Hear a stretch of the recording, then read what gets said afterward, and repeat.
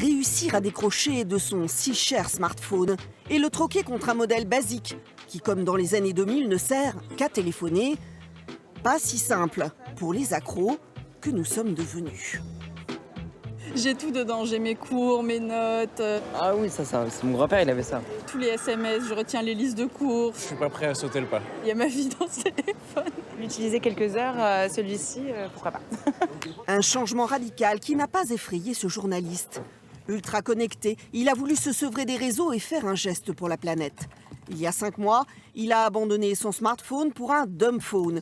Comprenez, un téléphone stupide en anglais, un modèle basique. Allô, oui, bonjour. C'était devenu très clairement une drogue, c'était vraiment comme la cigarette. J'étais accro aux réseaux sociaux et notamment aux petits shoots de dopamine qu'on a quand on voit qu'on a fait des likes, quand on voit qu'on a fait des nouveaux abonnés.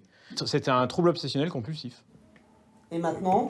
C'est un peu une torture de le consulter, c'est-à-dire qu'il est lent. Décrocher du smartphone, c'est repenser son quotidien. Désormais, quand il part dans Paris, c'est l'aventure. J'ai mon agenda avec le rendez-vous, le numéro de téléphone. J'ai un petit carnet pour prendre des notes. J'ai le plan de Paris au cas où je sois paumé. J'ai toutes les coordonnées comme un vrai touriste. Eh bien, tout ça, ça remplace le téléphone portable. Plus de GPS sur son mobile, de musique ou de paiement. Il s'est remis à lire dans les transports et savoure désormais cette nouvelle vie déconnectée. Je me sens un petit peu plus libre que ceux qu'il y a autour de moi.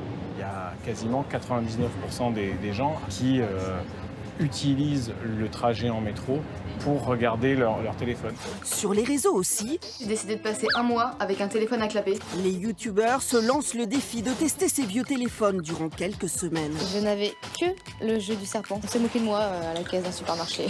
Avec plus ou moins de bonheur.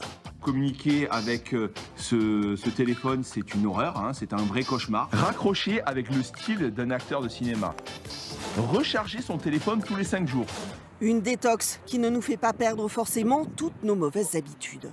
Ce n'est jamais une protection totale parce que vous pouvez vous-même être tellement habitué à avoir un rythme d'alerte et de réactivité permanente que de fait, même avec des SMS, même avec des appels, ou même en s'envoyant des photos, puisqu'avec un dumbphone, vous pouvez aussi prendre des photos et les envoyer, vous pouvez vous retrouver à recréer le même climat que vous essayez de fuir sur un smartphone.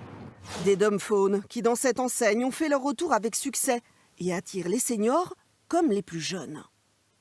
La moyenne des prix de ces dumbphones sont dans les 45-50 €. Et effectivement, on trouve beaucoup de produits extrêmement abordables à 10-20 €. Depuis qu'il a abandonné son smartphone, Jacques Tibéri dit subir moins de stress, avoir gagné 1 heure de sommeil supplémentaire.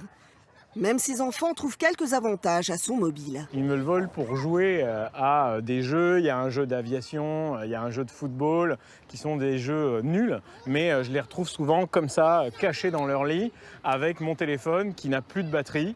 Un phénomène qui reste marginal, même s'il fait quelques envieux dans son entourage.